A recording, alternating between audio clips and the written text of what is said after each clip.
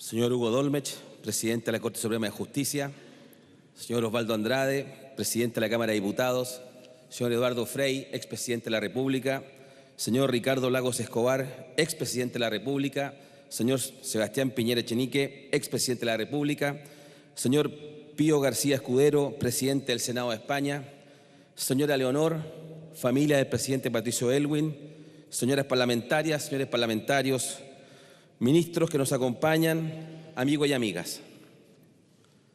Don Patricio cumplió 97 años con plena lucidez. Resalto la cifra porque su vida, su biografía, se funde con muchas décadas de desarrollo político, económico, social y cultural de nuestro país. El año en que nació don Patricio concluyó la Primera Guerra Mundial, que significó el fin del antiguo régimen, la caída de un gran imperio y el inicio del proceso de cambios que desembocó en la modernidad del siglo XX. En Chile, la democracia parlamentaria tocaba su fin. La Constitución de 1925 fue el marco jurídico e institucional en que el joven abogado hizo sus primeras armas en la política. Destacado militante de la Falange y luego fundador de la democracia cristiana, presidió este Senado en momentos en que Chile vivía una intensa confrontación ideológica y un profundo desencuentro entre los demócratas. El presidente Aylwin fue un político, es decir, un hombre que se dedica diariamente a tomar decisiones que tienen efectos en la institucionalidad de nuestro país y en la convivencia cotidiana entre los chilenos. Esa es la función de la política al final del día. Tomó decisiones en momentos complejos.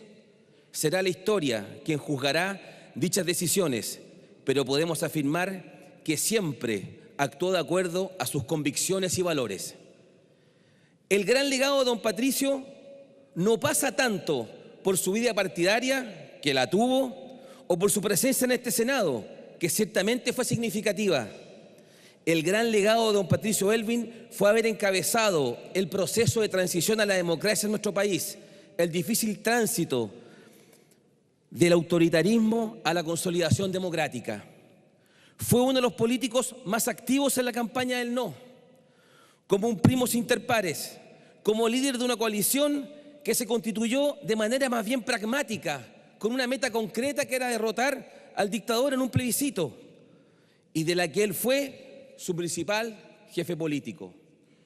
Nadie que haya vivido esos años, incluso como no miembro de la Concertación de entonces, puede olvidar el emotivo discurso luego del triunfo del no ante una multitud que celebró el comienzo del fin de la dictadura, que violó los derechos humanos y que formuló una constitución a su medida para trabar el libre ejercicio de la soberanía popular.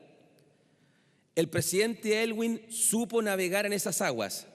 A él le debemos que esa coalición instrumental se convirtiera en una alianza política de largo aliento que gobernó Chile durante 20 años.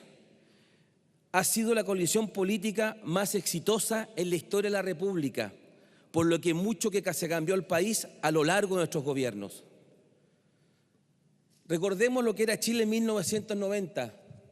Prácticamente 4 de cada 10 chilenos vivía bajo la línea de pobreza.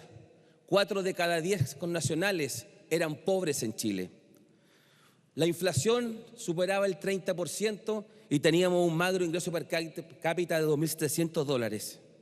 Ese es el país que don Patricio comenzó a trazar. Cuando asumió el poder, en su discurso del Estadio Nacional, que ha sido ampliamente citado, señala, comillas, nuestro programa es vasto, los requerimientos son múltiples, hay muchas necesidades largamente postergadas que esperan ser satisfechas. No podremos hacer todo al mismo tiempo. Debemos establecer prioridades. Lo justo es empezar por los más pobres. Es mucha la gente con problemas. Daremos la primera prioridad a los que realmente son más necesitados. Cierro comillas. Enfrentaba demandas sociales altísimas.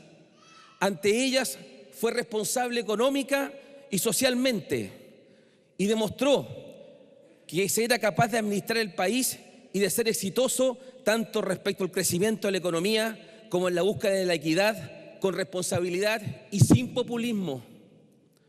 Quiero recalcar la vigencia de su frase cuando dice que hay que establecer prioridades y que no todo puede hacerse al mismo tiempo. El presidente Elwin asumió la pesada carga institucional que dejó instalada la dictadura y trabajó sin pausa por un país que estuviera a la altura de lo que demandaban sus habitantes. Bajo su presidencia tuvimos el primer informe acabado y preciso sobre las violaciones a los derechos humanos durante la dictadura, el informe Rettig, un primer paso decisivo para asumir la violencia de la historia y conocer la verdad. Don Patricio fue capaz de gobernar y de imponer su autoridad en una democracia que destacaba más por los peligros autoritarios que la acechaban que por su solidez. Tuvo que lidiar con un Senado controlado por la oposición debido a los senadores designados. Hubo de hacer frente a disruptivas maniobras militares instigadas por un comandante en jefe y con el hostigamiento de un comandante en jefe. Contra todo ello, el presidente Elwin y su coalición que lideraba fueron capaces de gobernar de acuerdo a las demandas de la ciudadanía y generar los espacios de entendimiento con la oposición de entonces. En esos primeros años de los 90, el país se reinsertó también en la comunidad internacional como una república orgullosa de sus tradiciones cívicas. El presidente Elwin, en otro plano, fue el primero en combatir contra el profundo deterioro de la educación pública a través del plan de las 900 escuelas y el estatuto docente que dignificó a los profesores en Chile.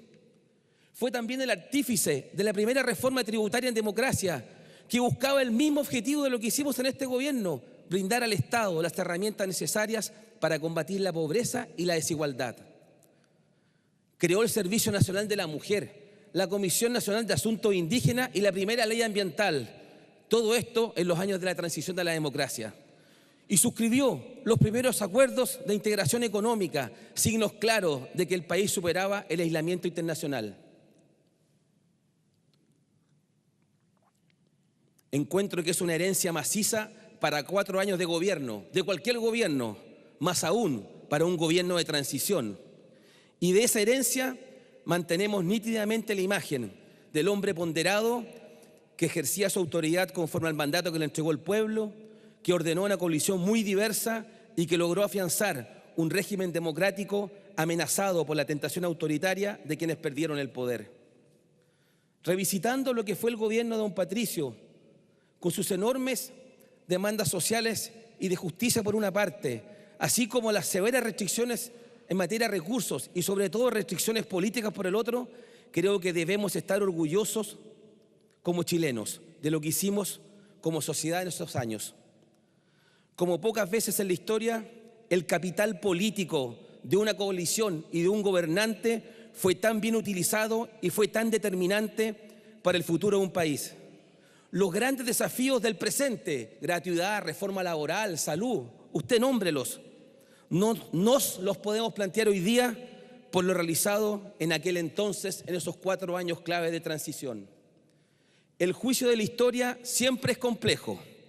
Con todo, si algo importante ocurrió en las últimas décadas de nuestro país, fue la recuperación de la democracia y de la gobernabilidad en Chile a partir del gobierno de don Patricio Elwin. Y en ese momento tuvimos un líder equilibrado, con sentido de la autoridad, con firmes convicciones democráticas, que supo encontrarse con la ciudadanía y ganarse su respeto, el cariño de la gente que lo ha despedido en las calles estos días y el respeto y el cariño de quienes hoy le rendimos homenaje como uno de los grandes estadistas de la historia de Chile. Muchas gracias por todo, don Patricio.